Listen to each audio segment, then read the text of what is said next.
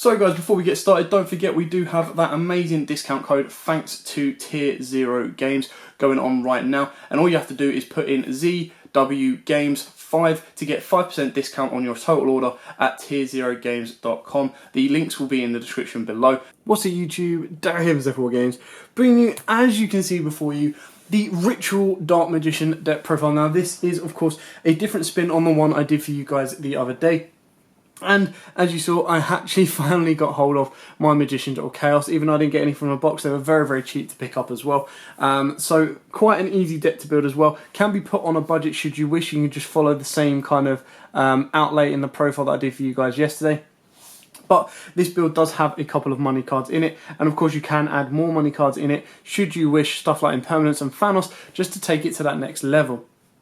So, without further ado, I'm going to take you through the profile, show you exactly what we've got, what they do and why we've got it, and show you the difference in the Ritual version in comparison to the normal, the Fusion version that I did for you guys yesterday, as well as the normal version. Now, the normal version, I don't think there's any reason not to run the Ritual monster in this deck anymore, so that kind of takes up the normal space. But of course, you can play around with the deck and use and abuse it the best you wish, basically. So, without further ado, let's take you through the profile, show you exactly what we've got and explain why we've got it. So I'll zoom out a little bit more. Of course, we play Triple Magician of Chaos. This is the Ritual version. We do want to be getting this guy out consistently as easy as we can. Ritual summon this card with Chaos form. This card's name becomes Dark Magician while on the field or in the graveyard. Once per turn, when a spell, trap, or effect is activated, quick effect, you can target one card on the field, destroy it. If this Ritual summon card is destroyed by battle or card effect, you can special summon one Chaos or Black Luster Soldier Ritual monster from your hand, except itself. Now, the issue I kind of had with this is, part of me was fighting. I was trying to look at adding in Blue Eyes Chaos Max, and that was where the issues kind of started. It's quite difficult because the Chaos Max is just a general brick, so unless you're able to search out Chaos Max and have a level 8 like a Blue Eyes in the deck, which again adds bricks to a deck that, as I've been told many a times and as I know as well, can consistently brick. So you've got to be very, very careful with the ratios and the way you put this deck together. So I've kind of avoided the temptation of mixing this with Chaos Max and just gone with the pure Dark Magician as a Ritual engine itself. Then of course we've got Triple Dark Magician, Triple Magician's Rod, sorry, Double Apprentice and Double Magician of Dark Illusion. Now you can play Robe in the deck as well, which might be a very, very nice tech to get you your Dark Magician to the field. But ideally what we want to be doing is sending our Dark Magician from our deck to the grave, or of course banishing it off with Chaos form. So that's where we want to be using our Rituals from. And then finally, for the monsters, one Dark Magician Girl, because I do play Bonds. I think Bonds in this deck is insanely good and works very, very well. It's very, very powerful as well. Onto the spells, we're going with Triple Extravagance. So unlike the Ritual version, we do not rely on our extra deck that heavily. We do have the Ritual Fusions in there, not Ritual Fusions, sorry, Fusions in there as additional power plays, and we do play Eye of Timaeus as well, but we do not rely on it as heavily. So Extravagance is a bit more risky, which is why when we get to the extra deck, there's a couple of cards you can probably swap out. You probably want to double up, if not triple up, some of your more important cards, because the mathematical chances and options of banishing all three of your copies of these cards is incredibly, incredibly low. So next up, we play free pre-preparation of Rites. Now, of course, this lets you add the Magician of Chaos from your deck, and then you get to revive a Ritual spell from the graveyard. So if you do need to discard fodder for your Apprentice, the Ritual spells can be one of the first options if you've got this on board or this in hand. And it allows you kind of extend your plays as well. Then, of course, we've got double advanced Ritual art. So this, of course, can be used to Ritual summon any monster by sending normal monsters from your deck to the graveyard. So that's where, of course, you get the Foolish Burial, basically, of a Dark Magician. So on top of that, not only do you get to Ritual summon a monster, you get to put a Dark Magician in grave, which you can either add back with Illusion, or of course use it as a bring back off of Eternal Soul. Double Chaos form, this is easily searchable because you can search this with Rod because it names Dark Magician in it, and of course you can search it off a circle should you reveal it, and this of course banishes a Dark Magician from the graveyard. So if you open up both of these and two of the Ritual monsters, then you just go that, dump one, and you've got two on board already. Not that you ideally want to be doing that, because in this build currently we do not have any way of getting our banished monsters back. So, you know, Chaos form, banishing your Dark Magician is as a last chance option. Then, of course, we've got the triple Dark Magical Circle, double bond between teacher and student. Again, searchable. So if you've got the Dark Magician on board and you've got a rod or something like that, you search this out, bring Dark Magician, go out on board, and then, of course, you get to set your Dark Burning Magic, which nukes your opponent's board, which is beautiful.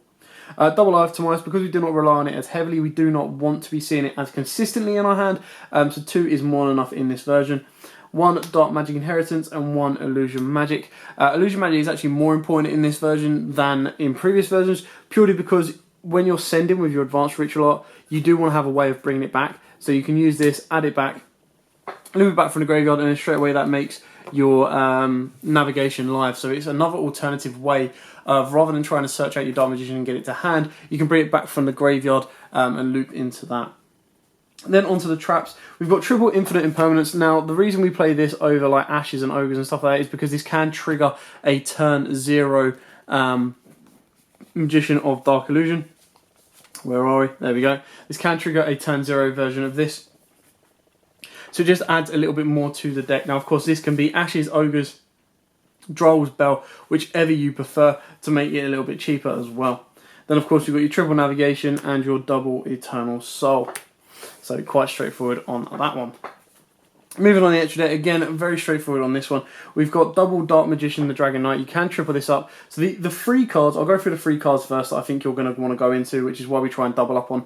Double Ibon Illusion, and of course Link Spider. Now Link Spider is the only one I haven't got as a double. It's probably the only one that you probably want to put up as a double in the rest of these cards. Purely because this is very, very important in the sense that you loop with your Eternal Soul, but it only uses your normal Dark Magician. So as much as you would like to loop with this one and of course the Magician of Chaos, because they are effect monsters, you can't use Link Spider, but it is a way of looping your normal Dark Magicians.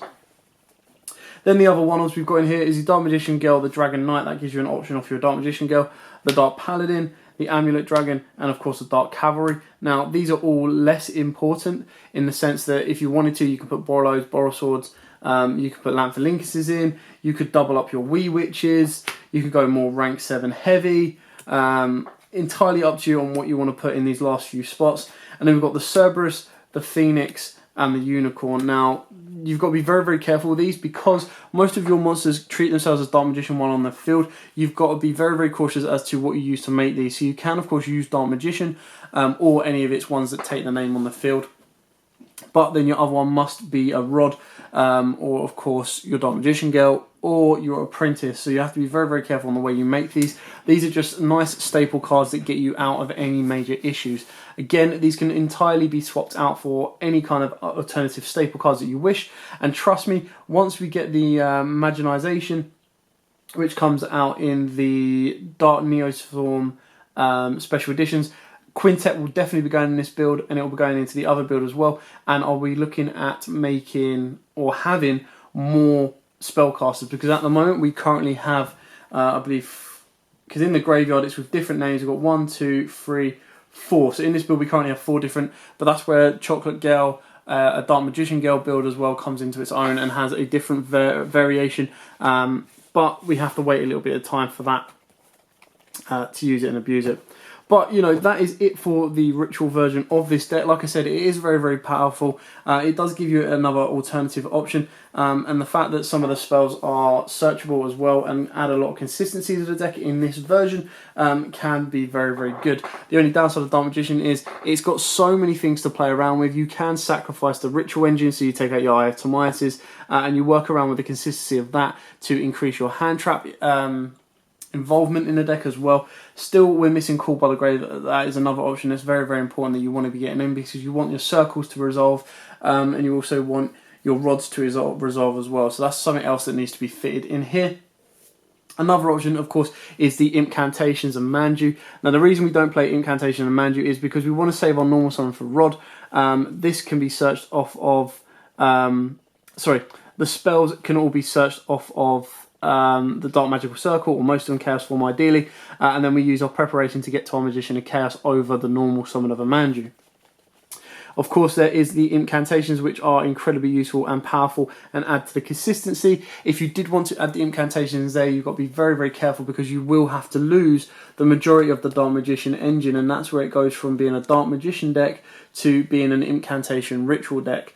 That then allows you to add the Blue Eyes Chaos Max in as a more consistent engine if you wish, but on top of that you then need to make sure you've got, you know, the ability to make level 8s, Cerabuses, stuff like that. I did talk to Chris, who is going to be doing these Dark Magician deck, about like a combination with the Cyber Angels, purely because the field spell searches out any ritual spell. They're both light, and so the Cyber Angels are light, Dark Magicians are dark, so you can play the Chaos Engine as well. But you know, we haven't actually had a chance to have a proper look on that, so we haven't been able to nail down the consistency or the formula to build that. Anyway, I will continue to look to see if there is a nice, easy way of making Chaos Max in this deck. Obviously, the option is you play Cosmo Queen, because she is a level 8 spellcaster, normal monster, and then it means that you'll be normal summoning or summoning off your Chaos Max using the advanced ritual art. But on top of that, you don't get to use and abuse the ability of your Chaos Max as much, because you need to be able to shift stuff into defense, and Chaos Form doesn't become a useful card.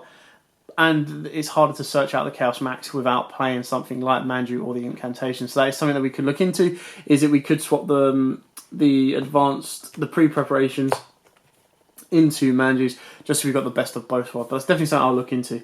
Anyway, I hope this helps. I hope this gives you a couple of ideas. Don't forget to like, comment, subscribe, share. If you do have any questions about, you know, I think the main money cards in here is Extravagance and Impermanence. Imperms can come out and be Effect Veilers, that's your cheaper option. And then of course you can take out the Extravagances for anything like Allures, Desires if you really, really want to risk it, and Sacred Sword of 7 is pretty good in this deck because you've got more level 7s that you don't mind getting rid of.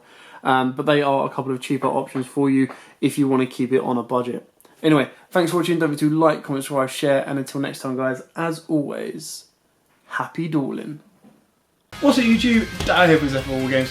Thanks for watching that video. If you liked it, please hit that big thumbs up button in the bottom corner as well. And don't forget to hit the big red subscribe button so you don't miss out on anything. Make sure you click that notification bell as well so you know every time one of our new videos goes up.